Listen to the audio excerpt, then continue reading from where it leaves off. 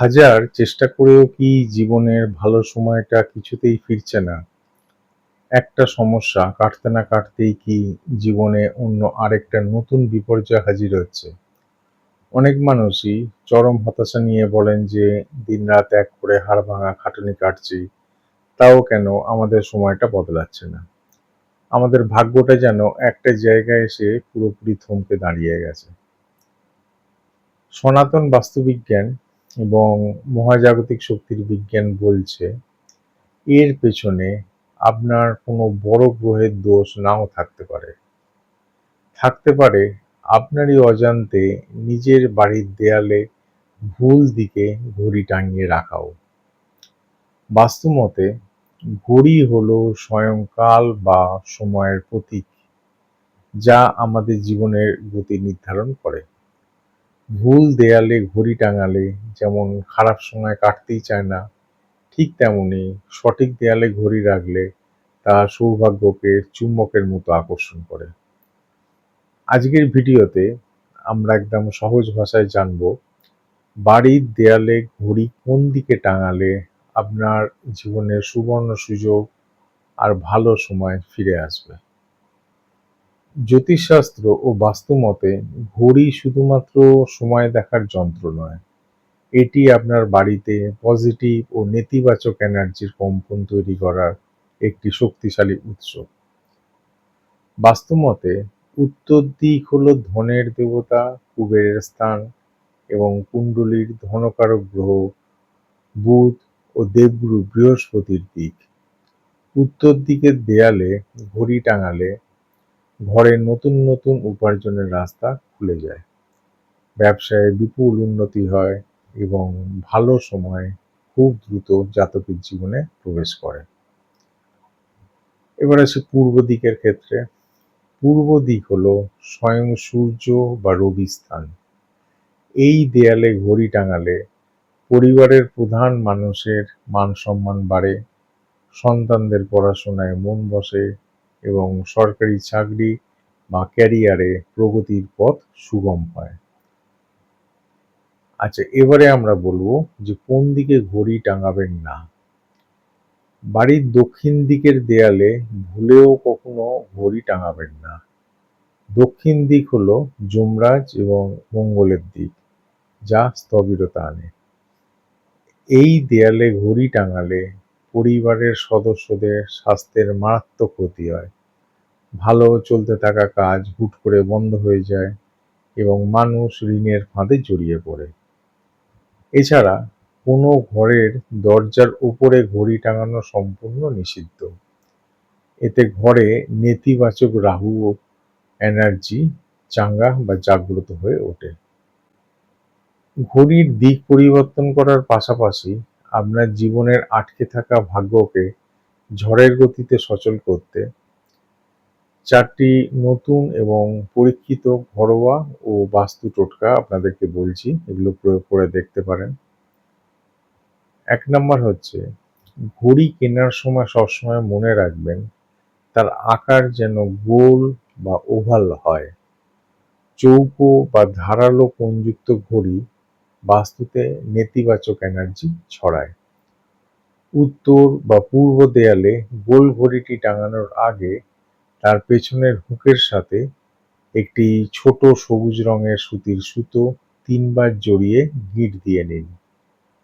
সবুজ বুধের প্রতীক এবং গোল আকার চন্দ্রের প্রতীক। এই কম্বিনেশনটি কুণ্ডলীর বুধ ও চন্দ্রকে মুহূর্তে বলবান করে আপনার আর্থিক ব্লকেজ দূর করতে খুব সুন্দর কাজ করে। 2 নম্বর, বাস্তুমতে আপনার বাড়ির ঘড়ি যেন কখনো সঠিক সময়ের চেয়ে পেছনে বা স্লো না চলে। ঘড়ি স্লো চলার অর্থ হলো আপনি আপনার ভাগ্যকে পিছিয়ে দিচ্ছেন। ঘড়ির সময়কে সবসময় সঠিক সময়ের চেয়ে 2 থেকে 3 মিনিট এগিয়ে রাখুন। এর পাশাপাশি ওই ঘরের উত্তর পূর্ব কোণে অর্থাৎ ঈশান কোণে একটি ছোট কাঁচের পাত্রে কিছুটা খাঁটি মধু রেখে দেবেন। মধুর মিষ্টি ও শান্ত প্রভাব ঘড়ির তৈরি করা পজিটিভ ভাইব্রেশনকে পুরো ঘরে ছড়িয়ে দিতে সাহায্য করে। 3 নাম্বার, যদি সম্ভব হয় আপনার ড্রয়িং রুমে বা বসার ঘরে একটি পেন্ডুলাম যুক্ত ঘড়ি টাঙান, যা প্রতি ঘন্টায় মিষ্টি আওয়াজ করে। বাস্তুবিজ্ঞান বলছে পেন্ডুলামের অনবরত দুলন ঘরের বায়ুমণ্ডলে থাকা সমস্ত অলসতা ও স্থবিরতার রাহু এনার্জিকে এক নিমেষে শুষে নেয়। এই মধুর শব্দ তরঙ্গের কম্পন ঘরের নেতিবাচক ব্লকেজ ভেঙে নতুন সুযোগের দরজা খুলে দেয়। 4 নাম্বার, বাড়ির কোনো ঘড়ির ওপর যেন কখনো ধুলোবালি বা মাকড়সার জাল না জমে। ধুলোবালি জমে থাকার অর্থ হলো শনি ও রাহুর অশুভ দৃষ্টি। প্রতি সপ্তাহে অন্তত একবার ঘর মোছার জলের বালতিতে 1 মুঠো সৈন্ধব লবণ মিশিয়ে ঘর মুছুন এবং একটি সুতির কাপড়ে সামান্য ফিটকিরি ভেজানো জল লাগিয়ে ঘড়ির কাঁচটি পরিষ্কার করুন। এতে ঘড়ির মহাজাগতিক অ্যান্টেনা সম্পূর্ণ রিচার্জ হয়ে যায়। এই টোটকাগুলো নিয়মিত করার পাশাপাশি খারাপ সময়ের কারণে মনে তৈরি হওয়া অতিরিক্ত অস্থিরতা, খিটখিটে মেজাজ এবং ডিপ্রেশন নিয়ন্ত্রণে রাখতে প্রতিদিন সকালবেলা অন্তত 5 থেকে 10 মিনিট চোখ বন্ধ করে শান্ত হয়ে ওঙ্কার ধ্বনি উচ্চারণ বা প্রাণায়াম করার অভ্যাস করুন। প্রতিদিন সকালে গুরুজনের চরণ স্পর্শ করে আশীর্বাদ নিন এবং জীবনে সবসময় ডিসিপ্লিনড হন। এবারে বলি জ্যোতিষীয় রত্ন ও মূলের প্রতিকার সম্পর্কে। যদি ভুল দিকে ঘড়ি রাখার কারণে আপনার কুণ্ডলীর দেবগুরু বৃহস্পতি ও বুধ গ্রহ প্রচণ্ড পীড়িত হয়ে থাকে, যার ফলে ভালো সময় কিছুতেই আসছে না, তবে আপনার শরীরের আত্মিক বল বাড়াতে কিছু বিশেষ রত্ন ও মূল ধারণ করা যায়। আপনি যদি মহারত্ন ব্যবহার করতে চান তাহলে বৃহস্পতির রত্ন পোগরাজ, আর সঠিক বুদ্ধির জোরে নতুন উপার্জনের পথ খুলতে বুধের রত্ন পান্না ধারণ করতে পারেন। যাদের বাজেট কম তারা উপরত্ন হিসাবে পোগরাজের বিকল্প সোনালী টোপাজ এবং পান্নার বিকল্প পেরিডট ব্যবহার করতে পারেন।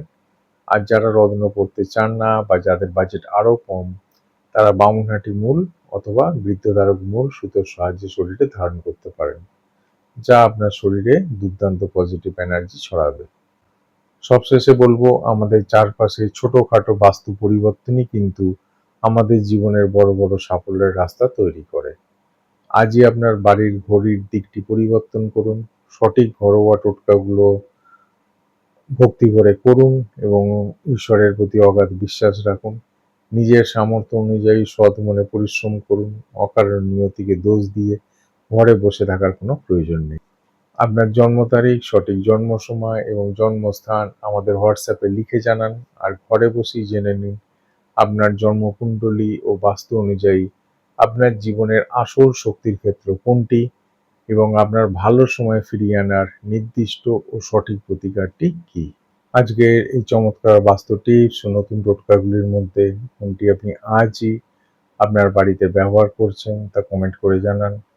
ভিডিওটি ভালো লাগলে লাইক ও শেয়ার করুন, আর এই ধরনের আরও ভিডিও পেতে আমাদের চ্যানেলটি এখনই সাবস্ক্রাইব করে রাখুন। দেখা হচ্ছে পরের ভিডিওতে। সবাই ভালো থাকবেন, সুস্থ থাকবেন। নমস্কার।